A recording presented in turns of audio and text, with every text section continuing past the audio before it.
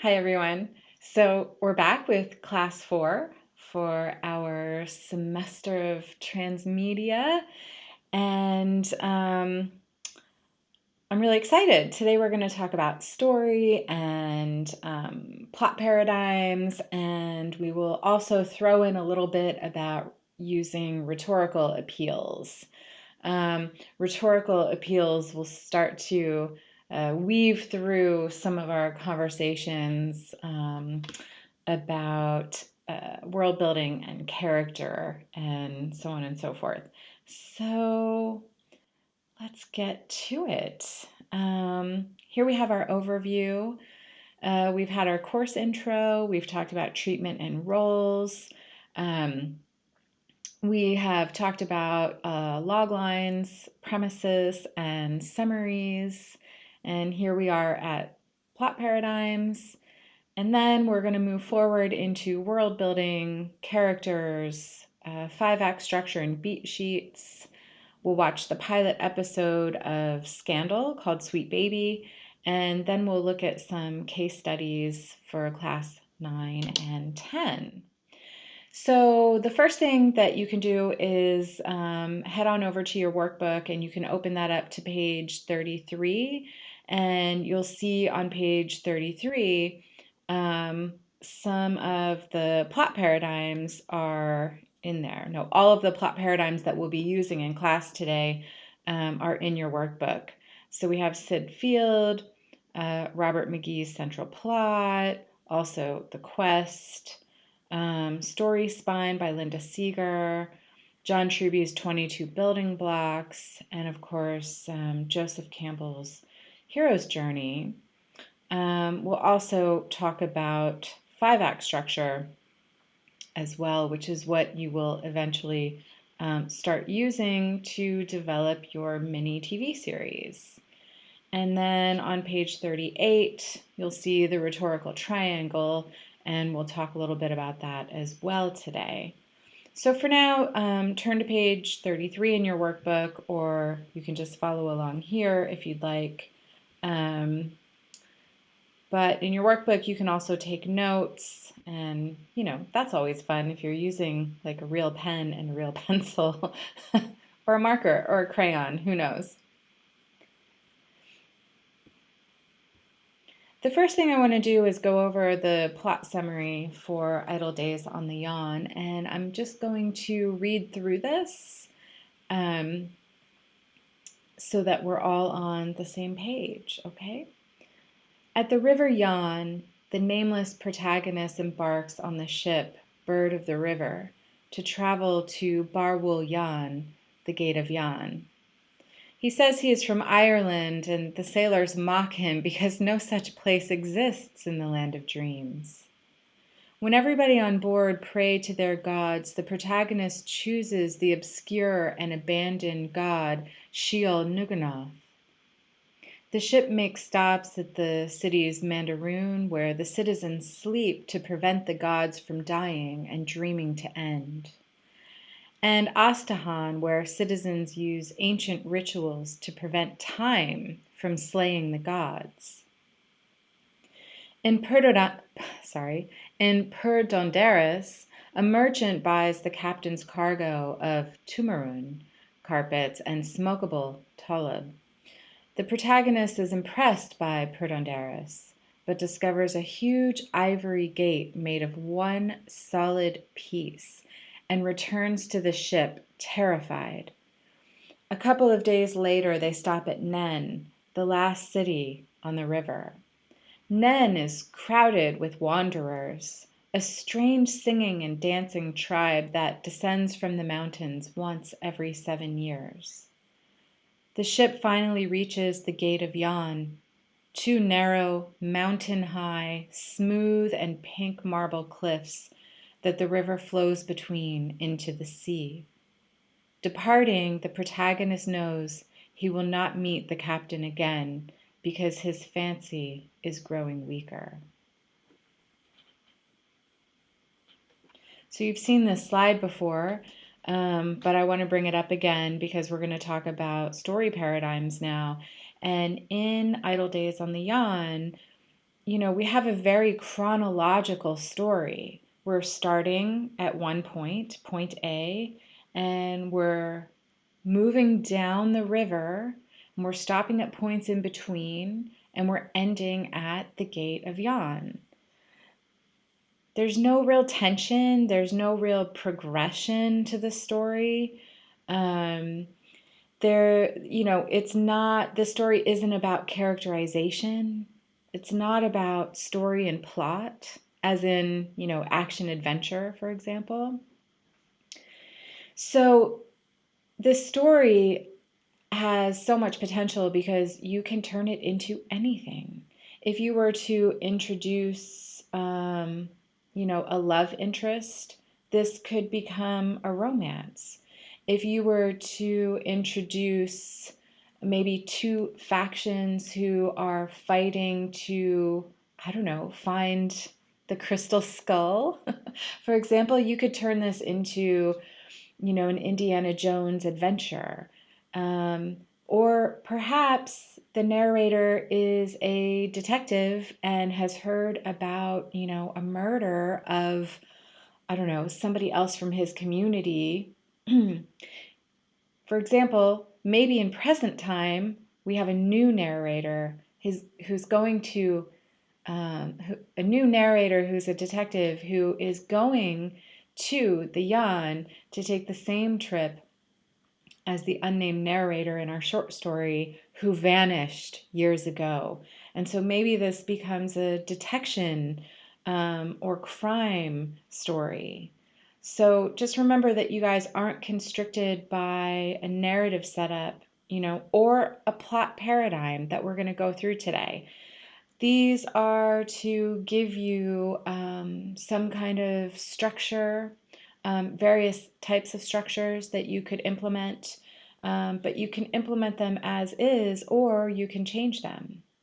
So that's what the second image here is. You can change it into something like a choose your own adventure if you wanted to. The plot itself could become incredibly complex compared to what it is in its original form. And that, as a writer is really exciting because, the choices are myriad and endless. So some of you have heard me talk about components of a story before, and let me see if I can find the book real quick.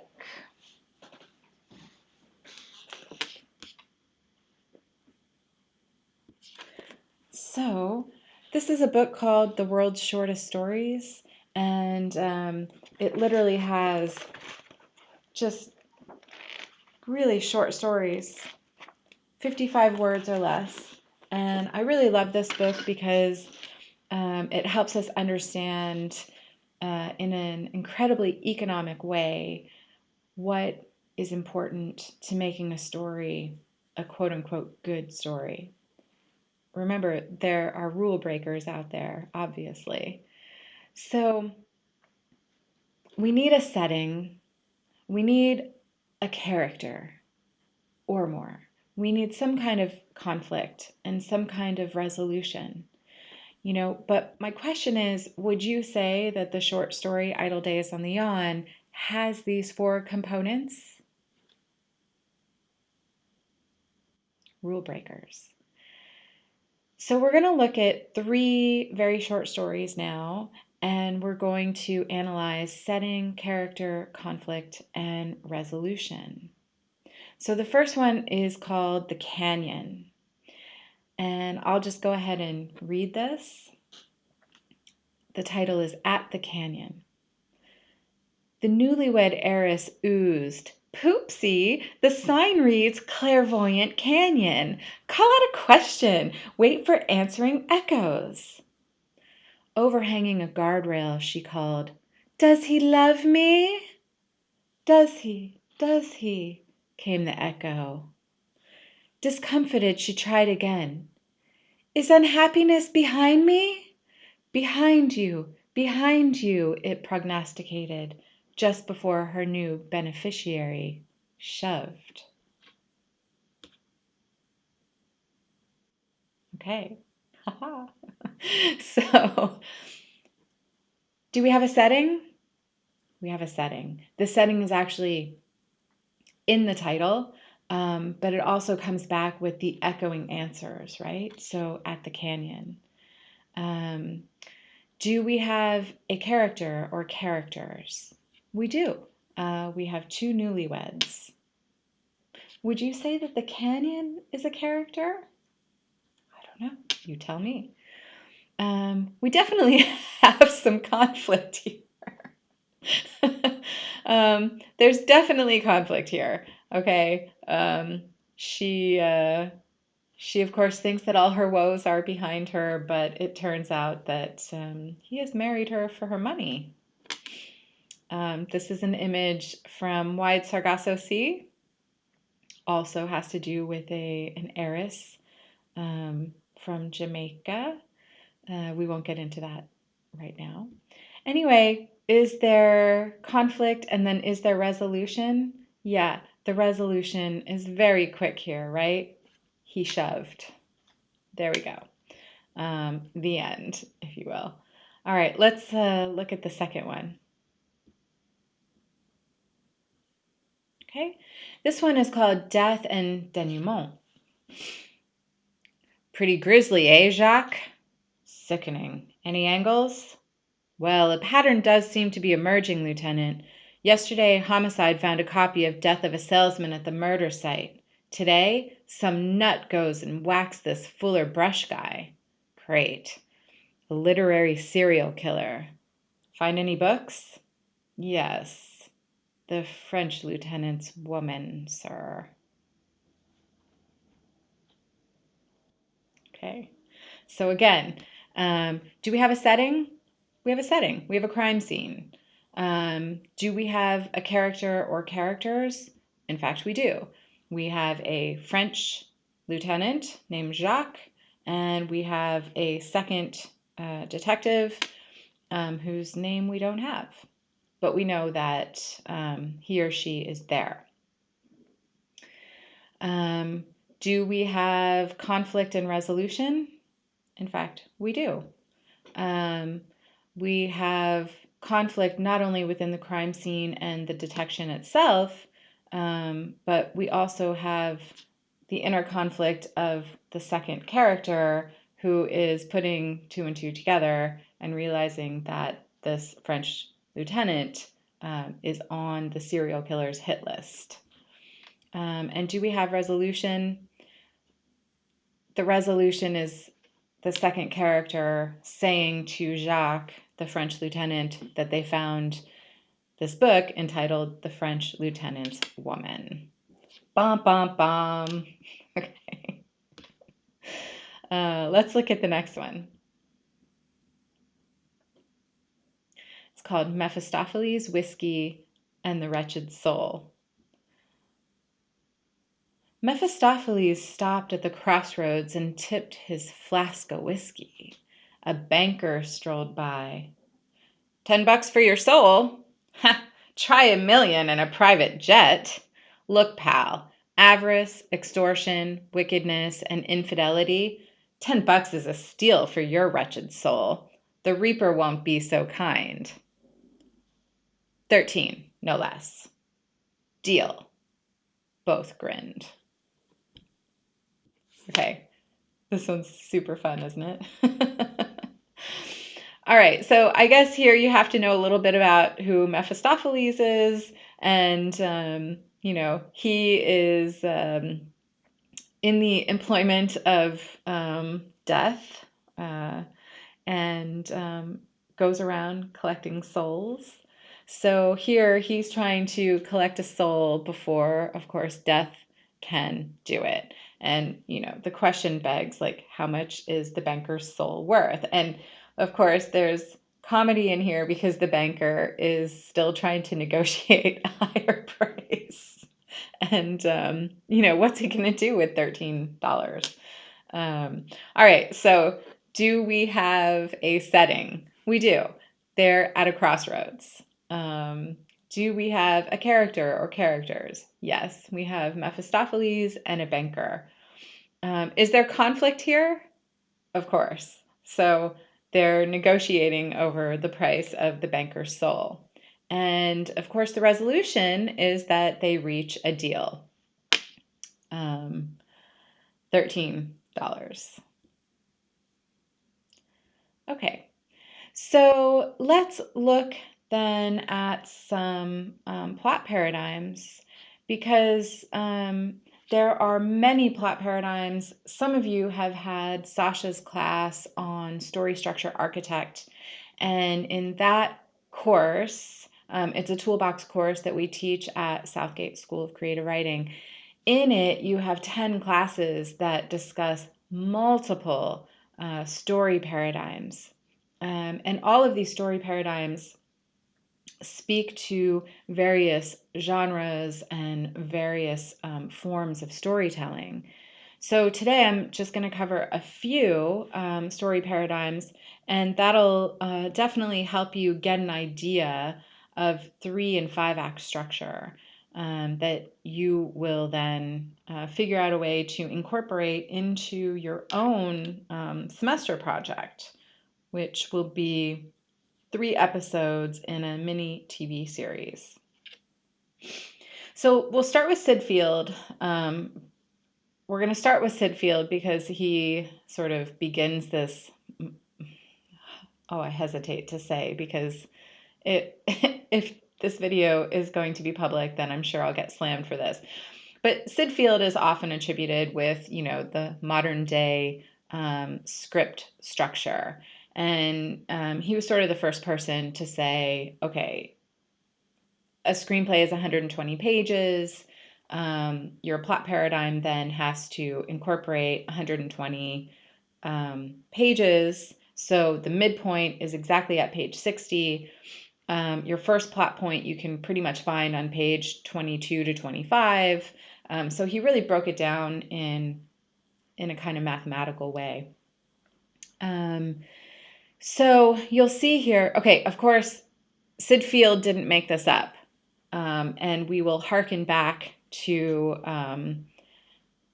a couple of people who came up with paradigms long before Sid Field in a few minutes. But let's start here. So you have Act 1, Act 2, and Act 3. And of course, then that is broken up into the first and second half. So we start with the setup, and that would be the first quarter. Then we have confrontation, which would be 50% of the story. And then we have resolution, which would be the final 25%. You start on page 1, you have your setup, you introduce your characters and the scene, and then you're going to have 2 pinch points, or what we call plot points. And the first plot point is somewhere around page 22 to 25, and this sends, the character or the story spinning in a completely different direction. Then we have dramatic context, which is the first half of the second act, and that's going to lead us to the midpoint on page 60. Remember, we're talking about a screenplay here, so page 60 of a screenplay is halfway through the screenplay. And I would also say, if you wanted to open up any action adventure film in your browser or your media player and literally go to 20 to 23 minutes into the film, press play, and you'll see we're just getting to the first plot point. Skip ahead to 60 minutes in, and you'll see that we've reached the midpoint. After the midpoint, we have more dramatic context in the second half, and we're moving towards the second plot point, which, brings the character or the story into some kind of crisis, and it moves the story again in another direction. And then after that, the last 25% is the resolution. So let's move on to the second one, which is Robert McGee's central plot. So here in Robert McGee's central plot, you'll notice that the story begins with an inciting incident. So it's the daughter being kidnapped, for example. The protagonist wakes up on a day, or the protagonist is introduced exactly at a moment where this incident is happening.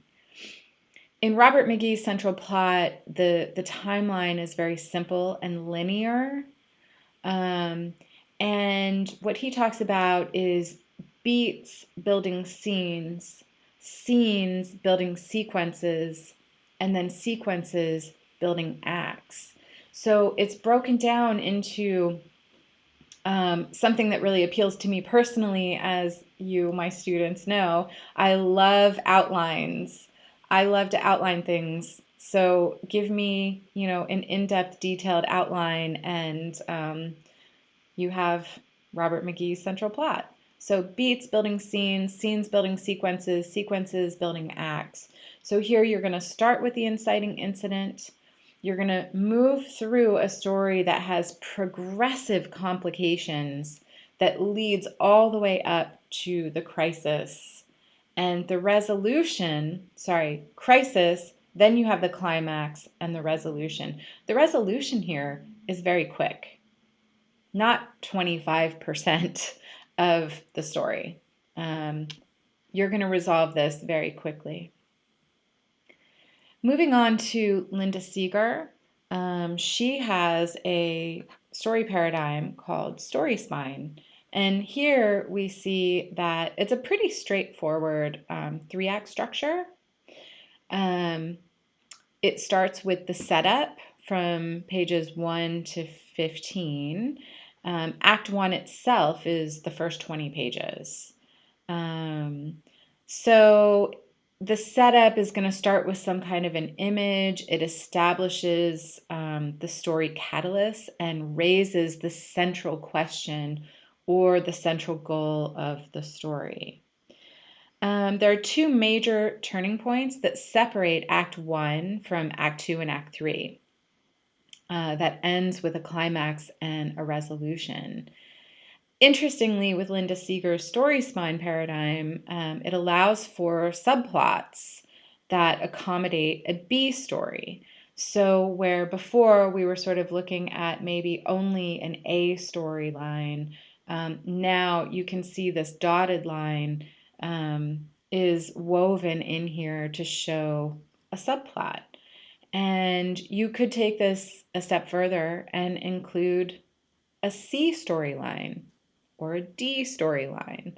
You could even take Linda Seeger's story spine paradigm and turn it into a 5-act structure and have A story, B story, C story, D story, E story. You start to then complicate the paradigm and maybe turn it into something like Game of Thrones. Great. So I guess that covers that. The resolution here is only about 1 to 5 pages from the end, and that wraps things up. So it's, again, a very short and quick resolution. Then, of course, we have a hero's journey. I'm sure a lot of you have heard of this story structure paradigm before.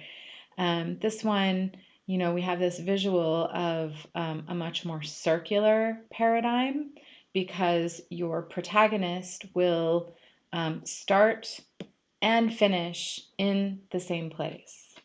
So you'll notice there's a horizontal line that goes through the top quarter or a third of the circle, and that line delineates the known world from the unknown world. So you can see here that 75% of this story is going to take place in an unknown world to the protagonist. So the ordinary world, this is where we begin the story, and we see the protagonist's normal life at the start of the story. This is before the adventure begins. You might want to think about Lord of the Rings, for example, as I go through this information. Then there's a call to adventure. The hero is faced with some kind of event, conflict, problem, or a challenge that makes them begin their adventure. Next, they have a supernatural. Okay, actually, before I get there, before the supernatural aid comes in, so there's usually a call to adventure, and then there's a refusal of the call. The hero initially refuses the adventure because of anything like hesitation, a fear, and insecurity, a number of different issues, right, that they might have. Then the supernatural aid comes in. This is when the protagonist meets and talks to their mentor. The mentor will give them advice and wisdom and information or items that ready them for their journey ahead.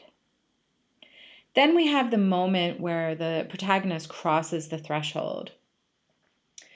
The hero leaves the ordinary world for the first time and crosses the threshold into adventure. And here, if you think about Lord of the Rings, there's a very clear line of dialogue where Sam says, "This is it. This is the farthest I've been from the Shire." And he steps over that line. And at that point, he has crossed the threshold. And this also is the beginning of transformation. Then we have challenges and temptations. And this part is going to lead us down into what you can see here called the abyss. At this point, the hero learns the rules of the new world and endures tests, meets friends, and comes face to face with enemies. The approach, the initial plan, is to take on the central conflict. That's where this begins. But setbacks occur that cause the hero to try a new approach or adopt new ideas. And along the way, you'll notice there are three things here. There's helper, mentor, and helper.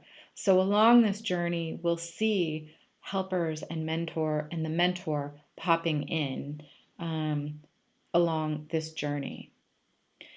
Next, we have revelation and abyss.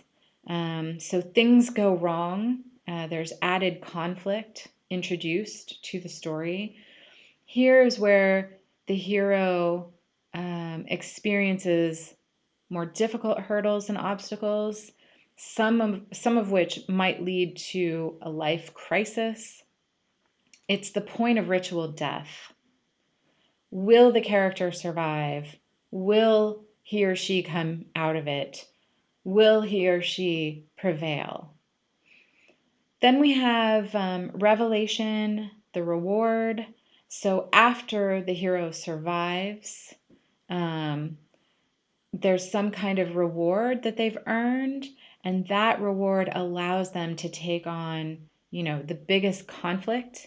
It could be a physical item or it could be a piece of knowledge or wisdom that will help them persevere through to the final conflict of the story.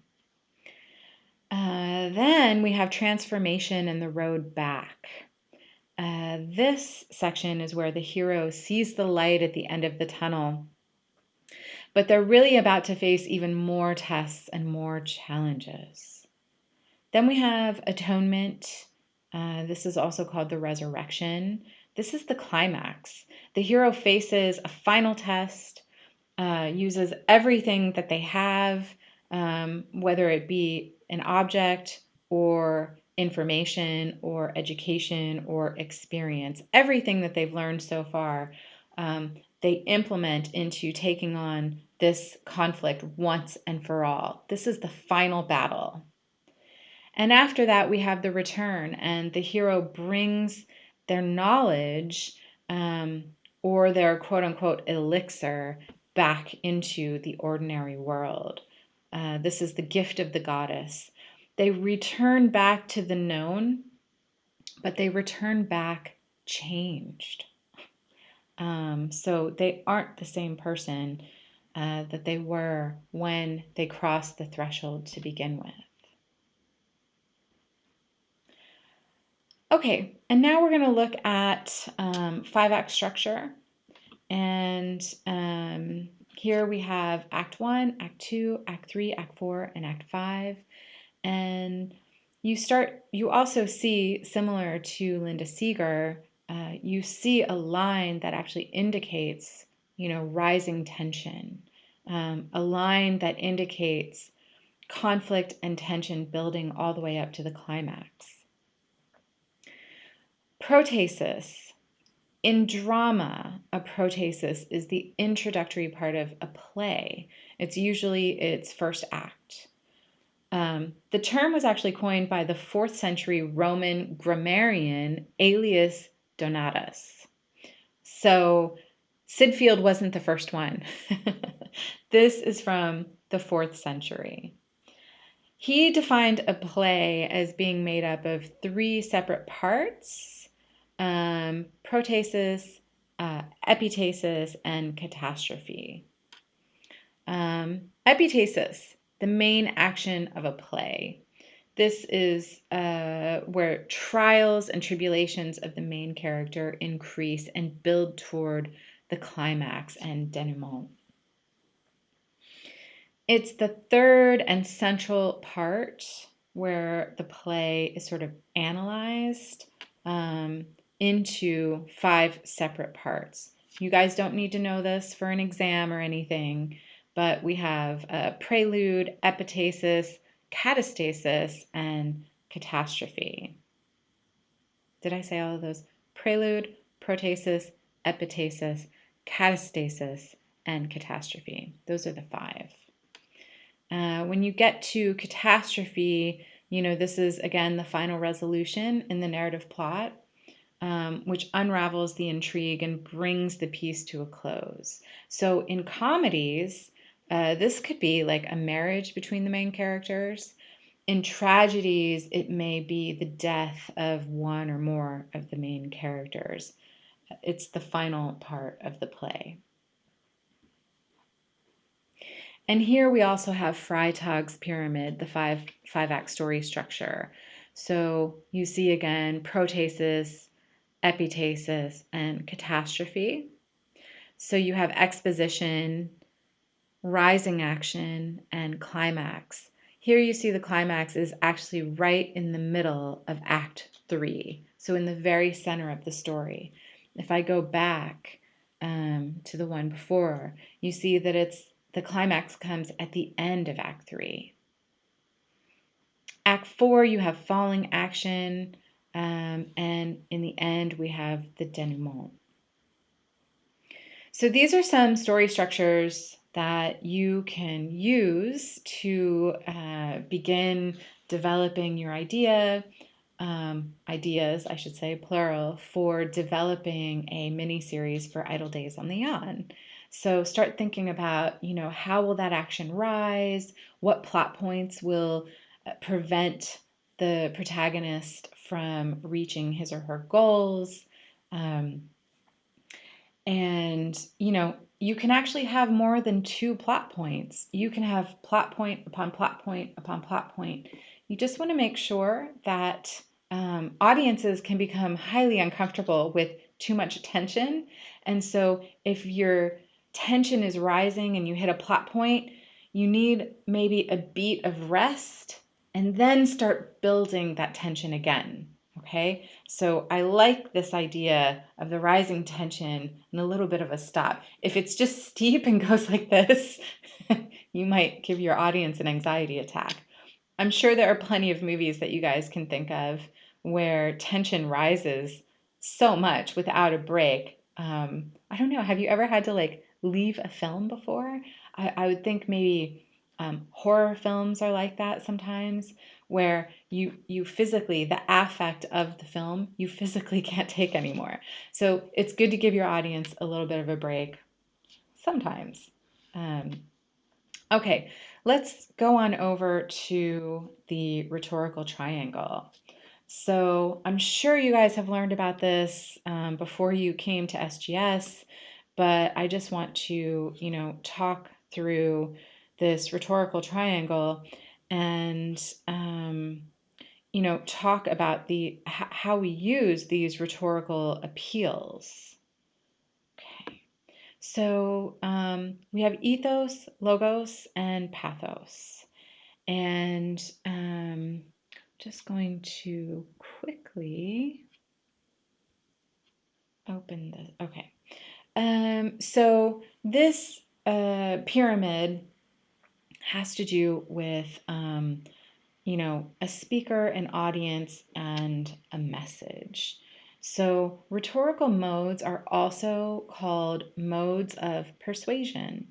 So they are used to persuade your audience of something.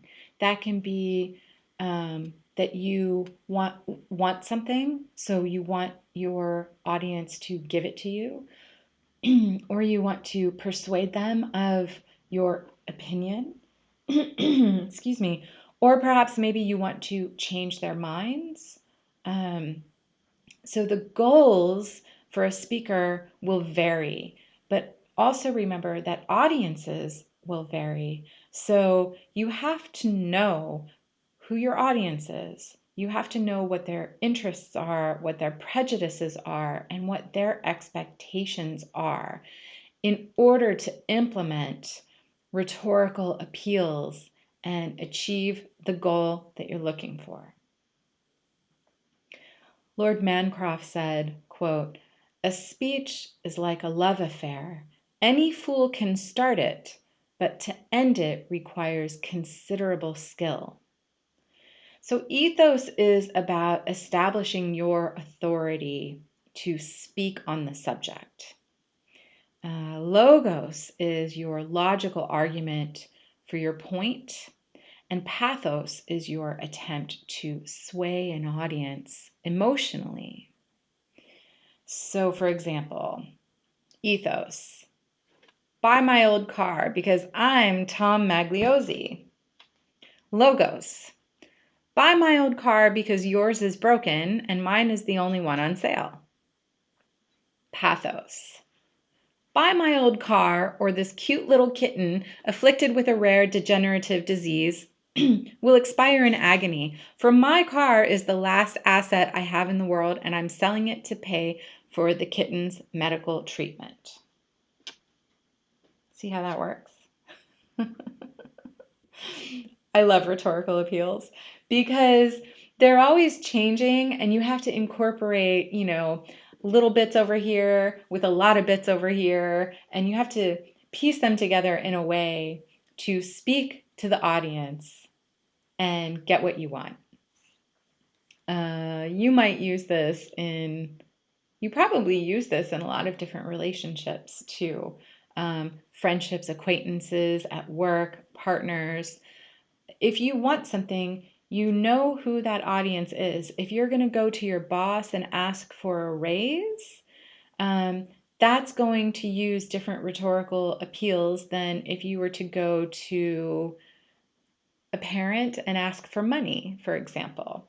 If you wanted money for a vacation versus if you needed money to fix your car, implementing rhetorical appeals will change depending on what you want, who your audience is, and what information your audience already has, right? Super fun stuff. So we want to use the idea of rhetorical appeals when we start developing characters and we start figuring out, what do our characters want? Okay, so now we are going to workshop. And here, what I'd love for you to do is take some time to brainstorm various story paradigms that might work with your 3-episode mini-series. Perhaps you want to use hero's journey, a love story, mystery, crime or case drama. Maybe it's an epic fantasy. It could be adventure, detection. It could also be a soap drama or a musical, or a high fantasy world. So, write some of these down over here. Let me just switch on over to brainstorming. So class 4 on story. Keep in mind the components for a story. Brainstorm the following in terms of your project, Idle Days on the Yawn. And here, if you want, you can just put your name or put your initials, and maybe you want to write in the setting, we will focus primarily on the jungle and the dreamscape. Characters. This story takes place in the future.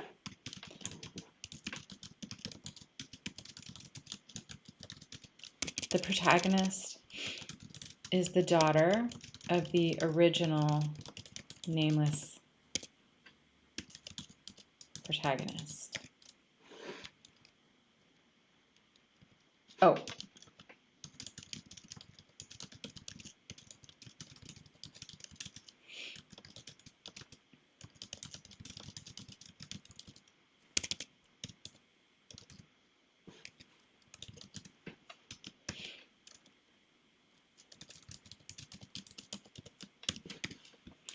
Okay, so I wrote, the protagonist is the daughter of the original nameless protagonist in Idle Days on the Yawn. We still need a ship.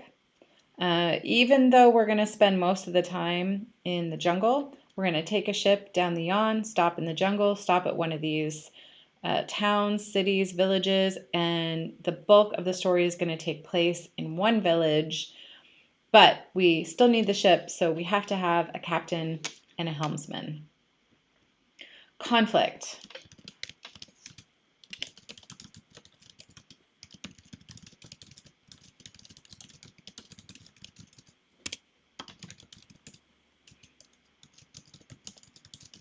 All right. The daughter is looking for her missing father who vanished 2 decades ago. The resolution.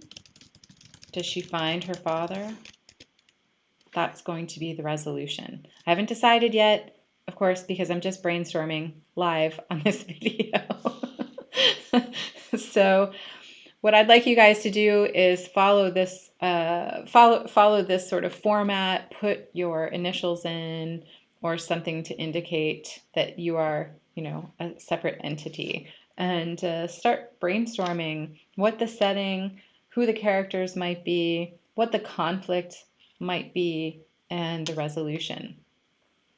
You could also say at the beginning here, I want to, oh, good spelling. You can put a plot paradigm here that you're thinking about implementing. So for me, I'm thinking about starting with the hero's journey. The daughter, say, turns 22, graduates from college, and is given an old journal of her father's. And it explains, it's a travel log, and it explains some of the places that he was planning on going on his trip down the Yann.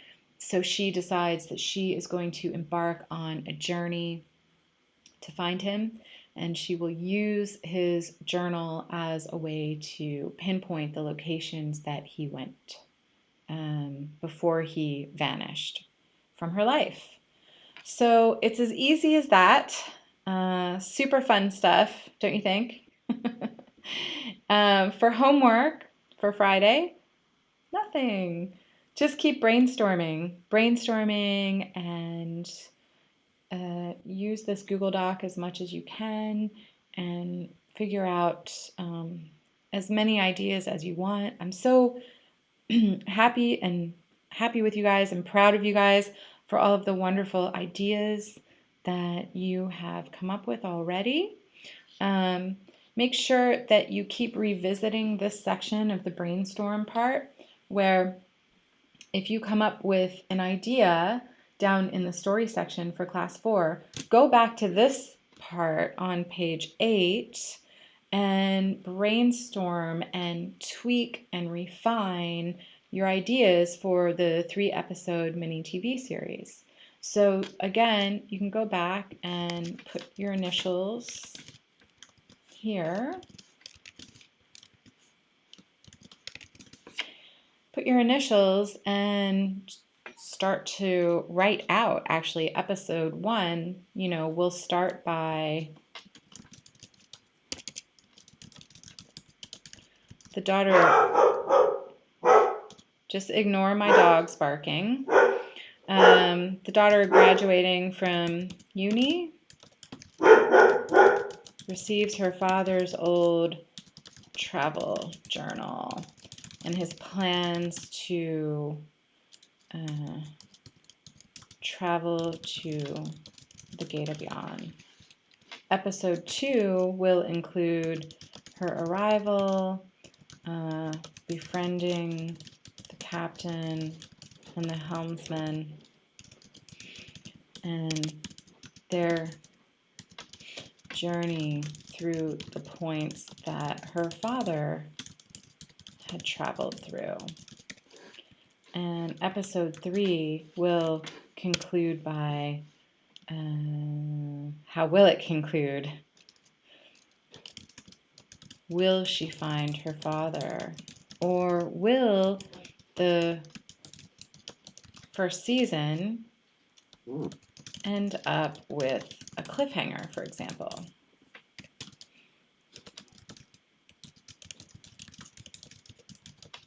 Maybe it opens up more mysteries that, she has to research and resolve, and this could lead to further seasons.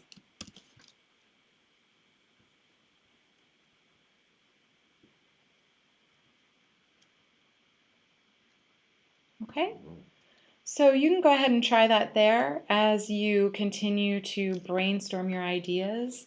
And I love the feedback that you're giving each other. You're being so positive and helpful and expanding on one another's ideas and asking questions. And, that's a really beautiful collaborative process that you're sharing with one another, starting with such an amazing short story that you can really expand on it or drill down into it and turn it into your own creative visions. So keep that up. I love it. And I will see you guys on Friday for our 5th and 6th class already. All right, you take care. Bye.